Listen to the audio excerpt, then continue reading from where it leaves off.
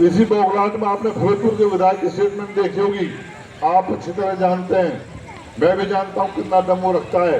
लेकिन कहते हैं जब गिदड़ा की मौत आती है गांव की तरफ भगता है। इन कांग्रेसियों को गिदड़ा दिखने लगा है। आज प्रदेश में तीसरी बार भारतीय जनता पार्टी की सरकार आ रही है, मैं दावे के साथ कह रखता हूँ। और सरकार बनने के बाद जिस दिन सरकार होगी, ये तो हमें भगाने की बात कर रहे हैं, मैं कहता हूँ इनको कहीं हिंदुस्तान में पूरे में ठिकाना नहीं मिलेगा। ये देश मेवा तो बहुत बड़ी बात है। आज पूरे में मैं आया हूँ, नहू मेरा अपना परिवार है। चाहे मैं कहीं से चुनाव लड़ा, विधायक बना, मंत्री बना, बेशक मैं विधायक कहीं और से बना, लेकिन लगातार कोई भी बात रहती थी मेवात क्षेत्र में मेरा विशेष ध्यान रहता था। मैं भूला नहीं जब 31 तारीख को जो एक कांड हुआ, शाम को चंडीगढ़ था, उस दिन सुबह मेरा 7-9 में बजा था। और उस प्रकार के हालात मैं समझता हूँ, चुन चुन करके हमारी जो 400-500 गाड़ियों को तोड़ फोड़ कर दी गई। इवन दुकानों में या हमारे बाहर से आए हुए जो श्रद्धालु जो जलाभिषेक यात्रा के लिए आए थे, उनके साथ हमारी माताओं बहनों के साथ किस प्रकार का अभद्र व्यवहार किया। और 6 घंटे लगातार जिन्होंने मंदिर में दुबक करके अपनी जान बचाई, वो दिन वो मंजर मुझे अच्छी तरह याद है। लेकिन उसके बाद भी जो कुछ, मैं तो जयचंद कहूँगा, जिनको अपने परिवार, अपने रिश्तेदार, अपने लोगों की चिंता ना होकर के जो दोनों ही उम्मीदवार आज ये चाहे कुछ भी कहें, उस दिन जिस दिन ये हादसा हुआ, उस दिन दोनों को दोनों नहू में हाजिर थे।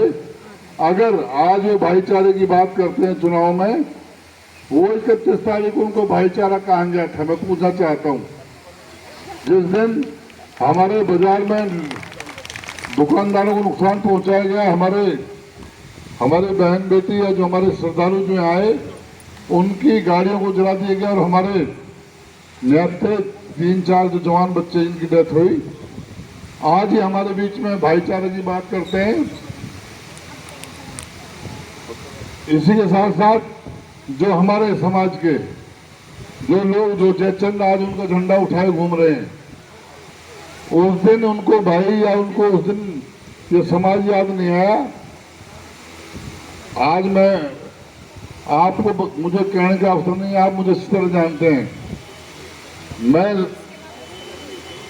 जब 2-3 बार मेरा अभी जल्दी में आना हुआ, मैं समझता हूँ सुनियोजित ढंग से जो ये डंप स्टेशन हमारे यहाँ बनाया गया है, क्योंकि हमारे नहू के जो आबादी स्तर है, हमारे जो परिवार, हमारे विचारधारा के परिवार जो इसी क्षेत्र में जो आकर के जो रहने के लिए अपने जो मकान बनाए, और जो आज ये कॉलोनी मैं समझता हूँ बहुत अच्छी कॉलोनी जो डेवलप, लेकिन बीच की समय अवधि मुझे यहाँ नहीं मिलने के कारण जिस प्रकार के हालात आज नहू में जो विकास की मैं बात करूं, बड़ा शर्म महसूस हम लोग करते हैं।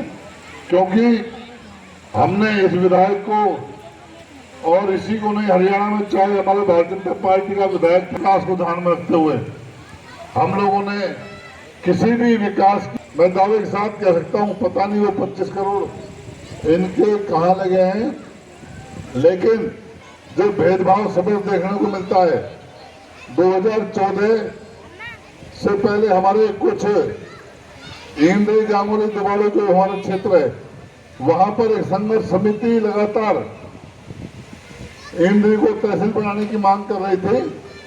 और उससे पहले जो मेडिकल कॉलेज हमारे इंद्री में जो बनना था, जिसको सुनियोजित ढंग से वाहना बना करके, और तहसील तो बनाने के दौर की बात उस समय, आज भी वो लोग कहते हैं, आज जो हमारे जो 42 गांवों के लोग हैं, उनको यहाँ का विधायक इकट्ठा करके ले गया, लेकिन उस समय के मुख्यमंत्री से बजाय तहसील बनवाने के लिए उससे अपने मंत्रिमंडल की जरूर बात की और उन्हीं लोगों के आशीर्वाद से विधायक बना। लेकिन उसके बाद भी उसने वहाँ कोई परवाह नहीं की।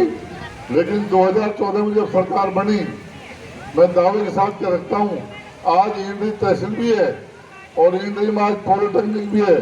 और पहली बार आपको लगेगा कि जो क्षेत्र में विकास हुआ 2014 के बाद, करीब 85 सड़कें हम लोगों ने गांव से गांव जो लिंक, गांव के लिंक रोड, आज आपको वहां आप जाएंगे, आप देखेंगे कि हम किसी डीएलएफ में भारतीय जनता पार्टी की लहर है। और विकास के नाम पर मैं समझता हूँ जितने भारतीय जनता पार्टी ने काम किए हैं, आज हमारे मेवात में, चाहे मैं पानी की बात करूं, चाहे मैं सड़कों की बात करूं, जो मुंबई एक्सप्रेसवे जो भारतीय जनता पार्टी की देन है। आज मेवात में जो विकास के आयाम जो स्थापित करने का काम भारतीय जनता पार्टी ने किया है, उसका स्पष्ट कारण आपको दिखाई देता है। जब तक हम मेवात को विकास की मुख्य धारा से नहीं जोड़ेंगे, जब तक हम मेवात में हम लोग उद्योग नहीं लेकर के आएंगे, जब तक हम मेवात में अपने युवाओं के लिए रोजगार नहीं देंगे, जब तक हमारे क्षेत्र का विकास नहीं हो सकता। क्योंकि यहाँ के नेताओं ने